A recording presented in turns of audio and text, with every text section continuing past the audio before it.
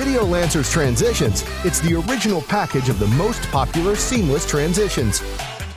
Tens of thousands of filmmakers, TV broadcasters, and bloggers have already appreciated it and saved millions of hours on video production. The package includes more than 1,000 presets for every day. They are zoom transitions, pan transitions, glitch, 3D box, shape, warp, light leaks, and many others. Just choose a preset and drop it into the timeline. All of this work with any resolution, regardless of the aspect ratio of your video project. Test Videolancer's Transitions right now. Try a free demo version. Videolancer's Transitions are the very transitions you've been looking for.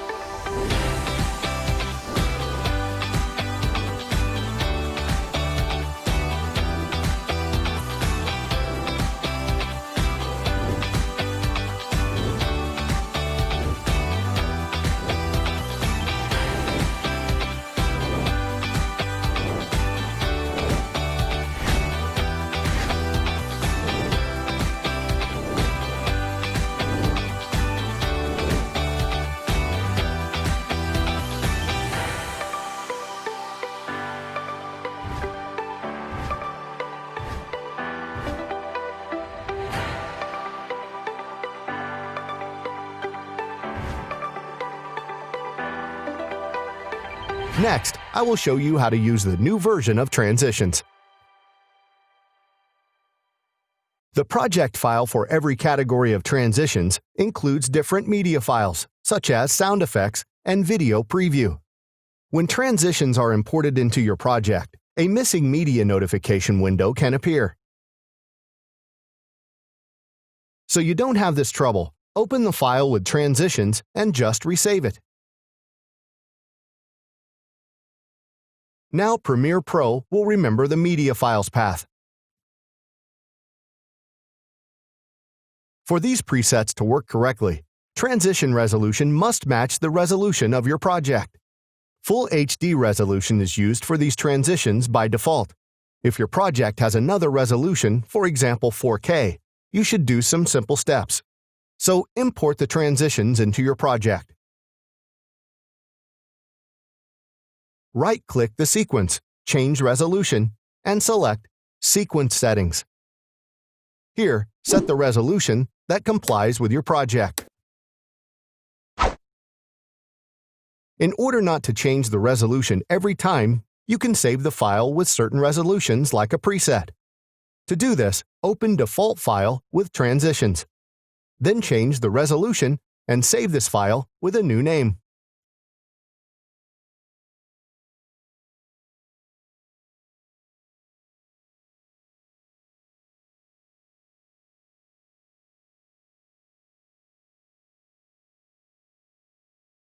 To preview the transition, open the folder with the Set and Switch to Icon View mode. When you move the cursor over the icon, the transition animation will be displayed.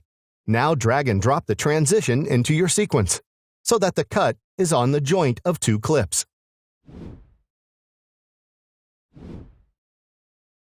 If the layer with the stock preview is imported into your sequence instead of the transition, you should just change the settings on the timeline panel.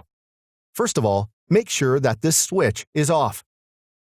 Then select the preset on the project panel and make sure that all the tracks are switched on. The first track should be off, as it takes unnecessary preview layer in preset sequence.